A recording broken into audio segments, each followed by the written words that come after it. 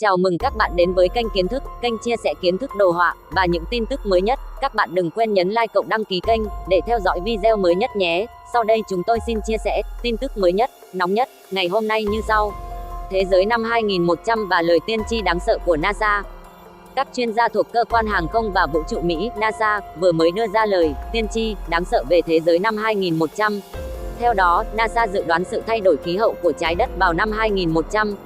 Khí hậu trái đất sẽ trở nên khắc nghiệt và có sự thay đổi nghiêm trọng do tình trạng nóng lên toàn cầu.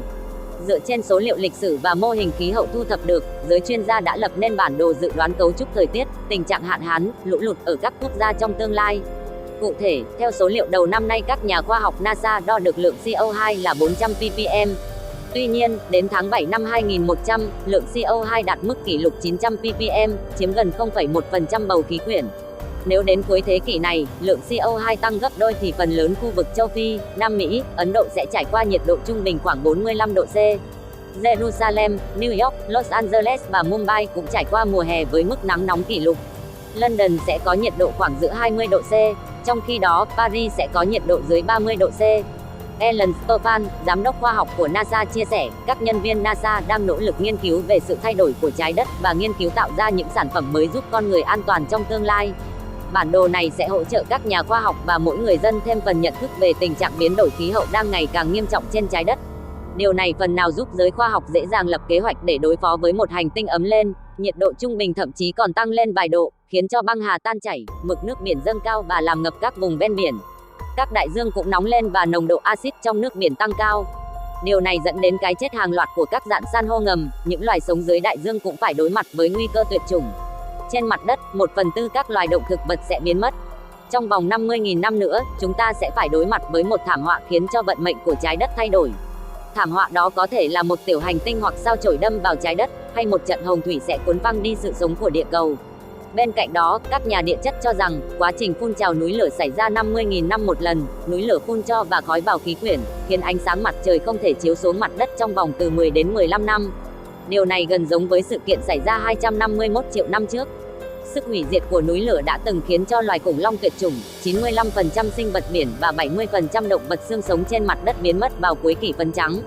Tuy nhiên, không thể phủ nhận rằng, loài người đã và đang tiếp tục quá trình tiến hóa.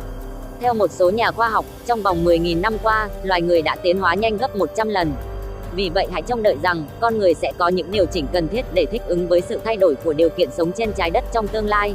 Số phận của trái đất trong tương lai, liệu rằng, sau 50.000 năm nữa, trái đất chúng ta sẽ lớn lên hay quay lại điểm xuất phát ban đầu? Dự đoán tương lai của trái đất cũng giống như dự báo thời tiết, khoảng thời gian dự đoán càng dài thì độ lệch chuẩn càng cao. Dựa theo logic này, việc đi tìm hình dạng trái đất của 50.000 năm sau là chuyện bất khả thi. Tuy nhiên, khi xem xét lịch sử địa chất của trái đất, chúng ta có thể dựa vào những quá trình bất di bất dịch như quá trình tiến hóa, quá trình tuyệt chủng, quá trình kiến tạo và quá trình thay đổi khí hậu để dựng nên viễn cảnh về địa cầu trong tương lai. Cùng tìm hiểu viễn cảnh trái đất 50.000 năm sau qua bài viết dưới đây. Những thay đổi của trái đất tự quay quanh trục và chuyển động quanh mặt trời theo một quỹ đạo có hình elip. Những chuyển động này có ý nghĩa nhất định đối với các sinh vật tồn tại trên bề mặt trái đất. Cụ thể hơn, trái đất không chỉ quay quanh trục mà còn lắc lư ở hai cực giống như đầu con quay. Các nhà thiên văn học gọi hiện tượng này là tuế sai, hay còn gọi là tiến động. Tuế sai xảy ra khi trục của một vật thể quay, lắc lư khi mô men lực tác động lên nó. Hiện tượng này thay đổi trục của trái đất theo chu kỳ 26.000 năm một lần.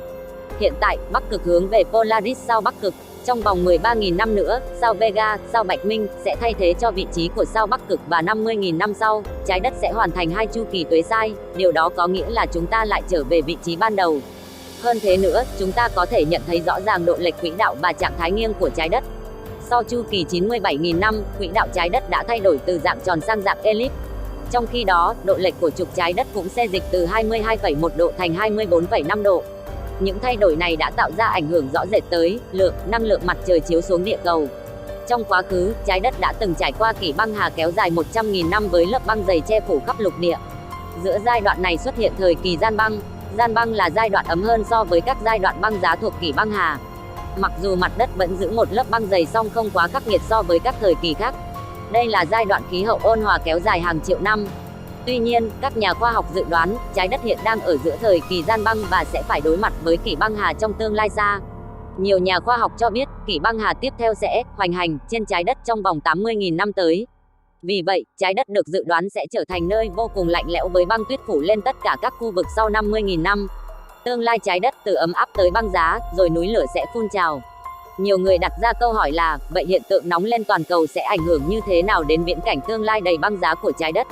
Về lâu dài, hiện tượng này không có ảnh hưởng lớn, nhưng trong ngắn hạn, con người có thể nhận thấy rõ ràng những hệ quả trầm trọng của việc trái đất nóng lên. Lượng carbon dioxide trong không khí đạt mức cao nhất trong vòng 650.000 năm. Carbon dioxide khiến năng lượng mặt trời không thể bức xạ trở lại không gian, làm cho trái đất càng trở nên nóng hơn. Các nhà khoa học Anh dự đoán hình ảnh loài người 1.000 năm sau. Một nhóm đã tiến hành sự dự báo về hình dạng mới mà 1.000 năm sau con người có khả năng sẽ tiến hóa thành. Do việc ứng dụng ngày càng nhiều hơn các sản phẩm công nghệ cao như điện thoại thông minh và máy tính, môi trường sống thay đổi, loài người sẽ có một thân hình cao hơn, não nhỏ hơn, mắt to hơn, răng ít hơn, cánh tay dài hơn và da nhiều nếp nhăn hơn. Loài người hàng ngàn năm sau không hề trở nên đẹp đẽ hơn, mà trái lại, trông giống như quái nhân. Lông tóc ít đi.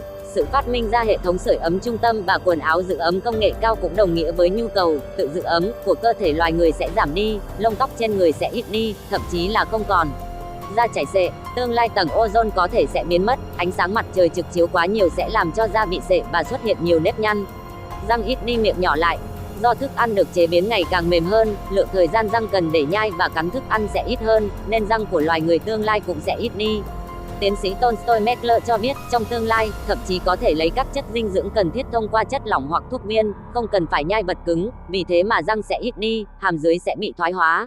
Mũi vẫn giống thế, do loài người đã thích nghi với hệ thống sưởi ấm trung tâm và điều hòa không khí mà ảnh hưởng của khí hậu đối với con người cũng trở nên ngày càng nhỏ hơn, cho nên tất cả mọi người trong xã hội tương lai đều sẽ có cái mũi vẫn giống thế. Mắt to hơn, da mắt xệ hơn.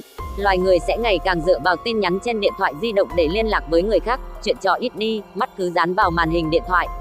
Giáo sư trưởng University of Lancaster của Anh là Cooper dự đoán, mắt loài người sẽ to ra, giống như người ngoài hành tinh, mắt to, trong các bộ phim khoa học giả tưởng. Khi ấy, loài người sẽ lấy việc biểu lộ tình cảm bằng vẻ mặt và ánh mắt làm con đường chủ yếu để gắn kết với nhau. Do loài người tương lai thường xuyên nhìn chằm chằm vào các sản phẩm điện tử, nên mi mắt sẽ nhiều lên, da mắt sẽ xệ hơn. Trở thành 4 cằm. Nhà tư vấn phẫu thuật thẩm mỹ Anh Rajiv Rock tin rằng, do lượng làm việc của răng ít đi, cơ cằm không được rèn luyện mà cằm của loài người tương lai sẽ bạnh ra to hơn, phải tới gấp 4 lần so với cằm người hiện đại. Ruột ngắn hơn. Bác sĩ nha khoa Anh Philip Tolstoy Mekler nói, ruột loài người tương lai sẽ trở nên ngắn hơn để khỏi phải hấp thụ quá nhiều chất béo, và đường đây sẽ trở thành cách thức tiến hóa tự nhiên nhất để loài người tránh được chứng béo phì. Người cao hơn 1,8 mét. Lời dự đoán của nhà liệu pháp chỉnh xương Jerry Tellian ở Bắc London cho biết, do loài người không ngừng được cải thiện về dinh dưỡng và khoa học chữa bệnh, nên chiều cao của mỗi người sau 1.000 năm nữa sẽ ở vào khoảng 1,82 m đến 2,13 m. Bác sĩ Tellian nhận định, chiều cao trung bình phổ biến của người Mỹ ngày nay đã cao hơn 2,54 cm so với chiều cao trung bình năm 1960, vì vậy chiều cao của loài người trong tương lai sẽ còn cao hơn. Cảm ơn các bạn đã xem video, chúc các bạn có một ngày thật may mắn, sức khỏe nhé.